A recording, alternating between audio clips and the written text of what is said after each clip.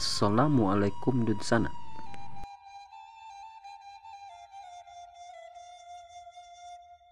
Sejarah Sumatera Barat 1945 sampai 1949 mencakup peristiwa sejarah yang terjadi di wilayah ini, mulai dari pasca proklamasi kemerdekaan, kedatangan sekutu yang diboncengi oleh Belanda, perang kemerdekaan, pemerintahan darurat Republik Indonesia, hingga pengakuan kedaulatan Indonesia oleh Belanda. Periode ini ditandai dengan berbagai perjuangan rakyat dalam mempertahankan kemerdekaan dari ancaman kolonialisme.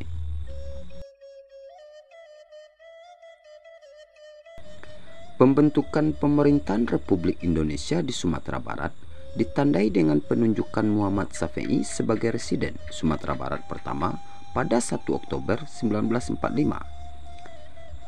Situasi di wilayah ini masih penuh dengan ketidakpastian setelah ancaman dari pasukan sekutu dan Belanda yang ingin mengembalikan kekuasaannya.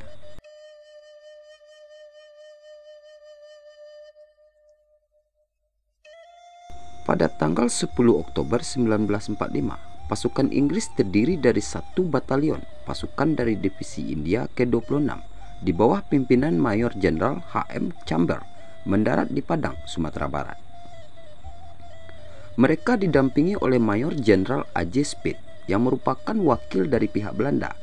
Pada tanggal 13 Oktober diketahui bahwa pasukan sekutu akan mendarat di Teluk Bayur, dan untuk membantu menurunkan perlengkapan dikirimlah pemuda-pemuda. Para pemuda ini bertugas menyamar sebagai kuli pelabuhan untuk mendapatkan informasi. Sebagian besar mempunyai kemampuan berbahasa Belanda dan Inggris. Dari informasi yang dikumpulkan oleh pemuda-pemuda inilah diketahui ternyata bahwasannya tentara sekutu juga membawa tentara Belanda bersama mereka. Pada tanggal 21 Oktober, perwira-perwira sekutu ini menerima penyerahan seluruh kekuatan militer Jepang di Sumatera yang ditandatangani oleh Letnan Jenderal Maritake Tanabe dari Tentara ke-25 Angkatan Darat Kekaisaran Jepang dan Vice Admiral Sueto Hirose dari Angkatan Laut Kekaisaran Jepang. Selama 13 bulan kehadiran mereka di Sumatera Barat dari Oktober 1945 hingga November 1946, hubungan antara pasukan Inggris dengan pihak Indonesia tetap tegang. Kedatangan mereka di Teluk Bayur, Padang yang diikuti oleh perwira-perwira Belanda menimbulkan kecurigaan di kalangan pihak Indonesia. Mereka meragukan apakah Inggris benar-benar hanya akan mengevakuasi tawanan perang Jepang dan kemudian pergi, atau apakah mereka akan membiarkan tugas mereka digunakan oleh Belanda untuk kembali menguasai Indonesia. Pasukan sekutu di Padang mengajak pemerintah Republik Indonesia untuk bertemu. Pasukan sekutu dipimpin oleh Brigadir Jenderal Hutchison, sementara delegasi Indonesia dipimpin oleh Muhammad Syafi'i. Hutchison menjelaskan bahwa kehadiran tentara sekutu di Indonesia hanya bertujuan untuk menjalankan tugas-tugas yang telah diumumkan sebelumnya, yaitu melucuti senjata Jepang, membebaskan tawanan Jepang, dan menjaga ketertiban. Hutchison juga menegaskan bahwa mereka tidak akan mencampuri urusan pemerintahan Indonesia dan memihak kepada Indonesia untuk bekerja sama dengan mereka. Meskipun was-was, penjabat-penjabat Republik tetap menunjukkan keyakinan bahwa pasukan sekutu datang hanya untuk melaksanakan tugas mereka yang seharusnya. Pasukan Inggris berhasil membentuk beberapa kantong pertahanan di kota Padang, tetapi tidak pernah berhasil memperluas kontrol mereka keluar kota. Hingga April 1946, mereka fokus pada pengamanan kantong-kantong pertahanan. Selain itu, pasukan Inggris juga mengutamakan pengamanan jalur komunikasi dengan lapangan udara Tabiang di utara dan pelabuhan Teluk Bayur sekitar 5 km di selatan. Tepat pada pukul 12 WIB pada tanggal 28 November 1946, pasukan Inggris secara resmi menyerahkan kekuasaan di Padang kepada Belanda. Dalam serah terima tersebut, Belanda diwakili oleh Kolonel Johannes Willem Sluiter, Komandan Brigadir U.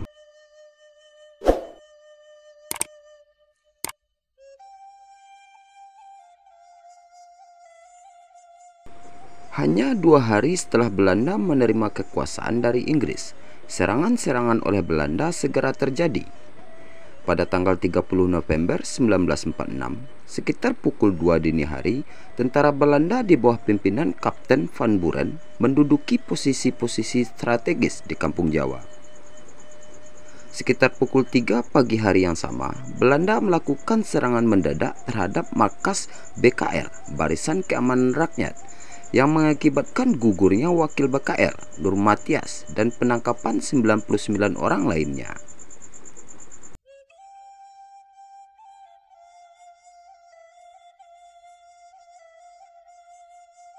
Pada tanggal 21 Juli 1947, Belanda melancarkan agresi militer Belanda I yang melanggar perjanjian Linggarjati yang telah disepakati pada 5 November 1946.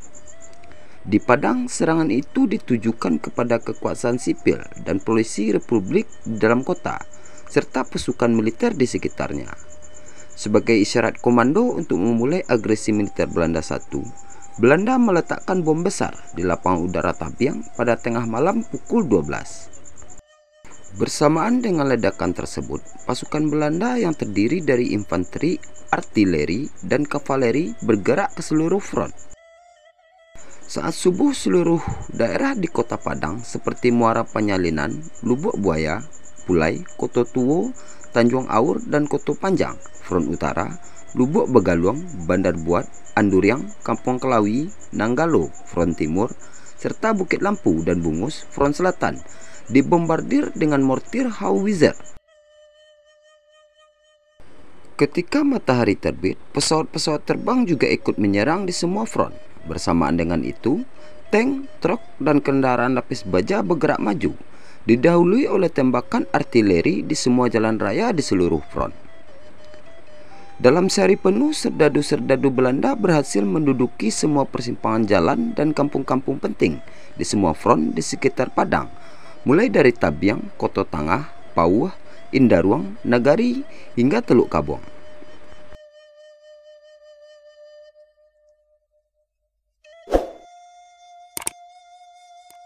Di setiap daerah yang diduduki Belanda segera mendirikan pos-pos keamanan yang dihubungkan dengan telepon ke markas di Kota Padang.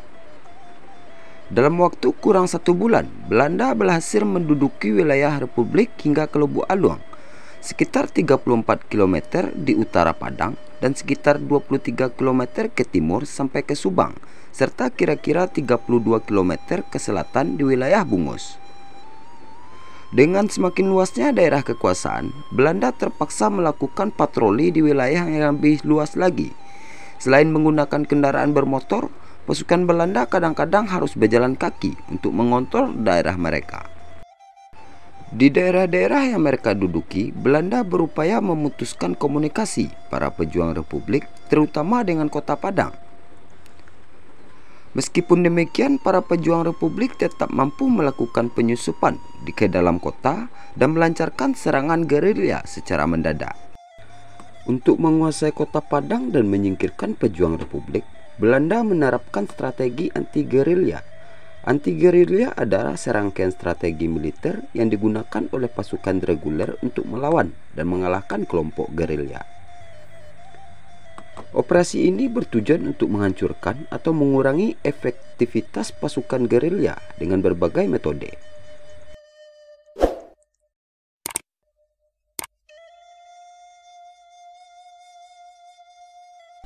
Sejak bulan September 1947, Belanda mendirikan kepala pemerintahan sementara di Kota Padang.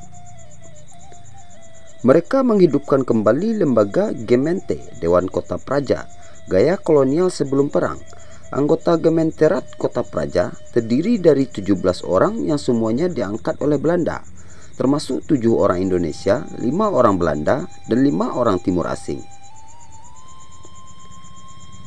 Dewan ini kemudian memilih Dr. Abdul Halim, mantan wali kota Padang yang pertama, sebagai Burgemeester, wali kota Padang di bawah kekuasaan Belanda. Namun setelah perjanjian Renville ditandatangani pada bulan Januari 1948, situasi di Kota Padang berubah dengan cepat. Semua institusi Republik diharuskan keluar dari kota, sehingga pasca agresi militer Belanda II, hampir tidak ada unsur republik dalam pemerintahan kota. Hanya masyarakat atau penjabat yang benar-benar mengabdi atau berkepentingan pemerintah penduduk yang tersisa. Masyarakat yang pro-republik segera menyingkir dari kota Padang, sementara mereka yang pro-Belanda menerima berbagai fasilitas dan kemudahan hidup, termasuk logistik, pakaian, tempat tinggal, dan pendidikan.